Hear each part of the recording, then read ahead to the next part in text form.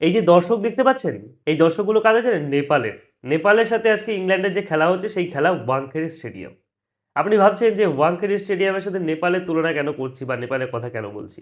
এই ওয়াংখেড়ে স্টেডিয়ামে ১৭ই ফেব্রুয়ারি বাংলাদেশ বনাম নেপালের খেলা ছিল। কিন্তু সেটা এখন হবে স্কটল্যান্ডের সাথে নেপালের। ওই মাঠে দর্শক সংখ্যা যেমন নেপালের দর্শক হয়েছে দেখতে পাচ্ছেন ভরে গেছে, তেমন বাংলাদেশীদের দর্শকও হতো। মানে ওয়াংখেড়ে স্টেডিয়ামে টিকিট পাওয়া যেত না। কালকে বেলা ১১টার সময় স্কটল্যান্ডের সাথে ইটালির খেলা এবং সেখানেও কিন্তু টিকিট পাওয়া যেত না। আপনারা মনে করছেন ইতালির খেলাতে কে খেলা দেখতে যাবে? আজকে ইতালি আর স্কটল্যান্ডের খেলা, সেখানে খেলা হওয়ার কথা ছিল বাংলাদেশ এবং ইতালির খেলা।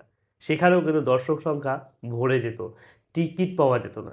কেননা আমি গত বিশ্বকাপে নেদারল্যান্ডের সাথে বাংলাদেশের খেলাতে খেলা দেখতে গিয়েছিলাম এবং দেখেছিলাম যে কি পরিমাণ বাংলাদেশের মানুষ শুধু কাতারে কাতারে লাখে লাখে আসছে খেলা দেখতে। মানে লাখে লাখে কেন বলছি, কারণ দর্শক সংখ্যা হাজার, মানে বলার ভিত্তিতে বলে ফেলেছি লাখে লাখে আসছে, কিন্তু হাজারে হাজারে কাতারে কাতারে দর্শক এসছে শুধুমাত্র বাংলাদেশ থেকে ভিসা নিয়ে, পাসপোর্ট করে, প্লেনে করে, কেউ ট্রেনে করে, কেউ বাসে করে, কেউ গাড়ি করে, কেউ প্রবাসী ভারতীয়, প্রবাসী বাংলাদেশিরা যারা ভারতবর্ষে বাস করে তারা এসছে। এবং কলকাতার আবেগপ্রিয় মানুষ যারা বাংলাদেশের খেলোয়াড়দেরকেও খেলা দেখবে, সাকিব আল হাসান, লিটন কুমার দাসের কথা, তেমনটা আমিও গিয়েছিলাম। কিন্তু আজকে থমথমে, এ বিশ্বকাপ পুরো থমথম চলছে, বাংলাদেশের খেলোয়াড়রা নেই তাই বাংলাদেশ ক্রিকেট বিশ্বকাপ খেলছে না। দেখুন, ভারতবর্ষের সবচেয়ে কাছের প্রতিবেশী হচ্ছে বাংলাদেশ, কেননা ভারতবর্ষের চারিদিক দিয়ে, মানে বাংলাদেশের চারিদিক দিয়ে ভারতবর্ষ দিয়ে ঘেরা, এবং একমাত্র প্রতিবেশী বাংলাদেশ যে কিনা ভারতবর্ষের কোলে উঠে বসে আছে। তাছাড়া আছে নেপাল।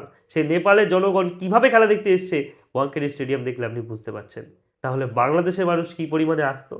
আমরা গত বিশ্বকাপে ২০২৩-এর বিশ্বকাপে বাংলাদেশ নেদারল্যান্ডে খেলা দেখেছিলাম। সেখানে কি পরিমাণে দর্শক এসেছিল সেটা বলে বোঝানো যাবে না। যারা খেলা দেখতে গেছিল তারাই একমাত্র জানে। তাই আমি কথা বলছি যে বাংলাদেশকে মিস করছেন কি না করছেন সেটার পরে কথা। আরেকটি কথা বলার সেটা হচ্ছে, যেমন ভারতবর্ষের মানুষ ক্রিকেট পাগল, যেমন নেপালের মানুষ ক্রিকেট পাগল, তেমন কিন্তু বাংলাদেশের মানুষও ক্রিকেট পাগল। এখনও অনেকেই চেয়েছিল যে বাংলাদেশ বিশ্বকাপ খেলুক খেলুক খেলুক।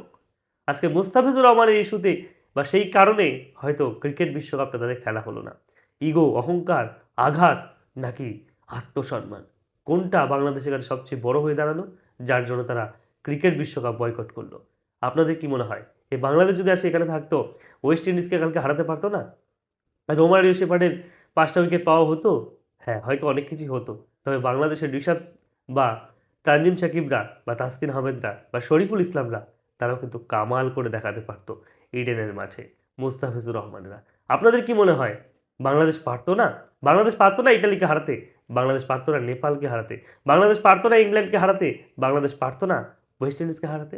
কেননা অতীতে তারা ইংল্যান্ড, ওয়েস্ট ইন্ডিজের সাথে অনেক ম্যাচই খেলেছে, তাদেরকে হারিয়েছে, জিতেছে বাংলাদেশ। তাই এবছরের বিশ্বকাপটা বাংলাদেশের কাছে কিন্তু গ্রুপ পর্বে বেশ ভালোই হতো। আপনাদের কি মনে হয়? কমেন্টে আপনার মতামত জানান।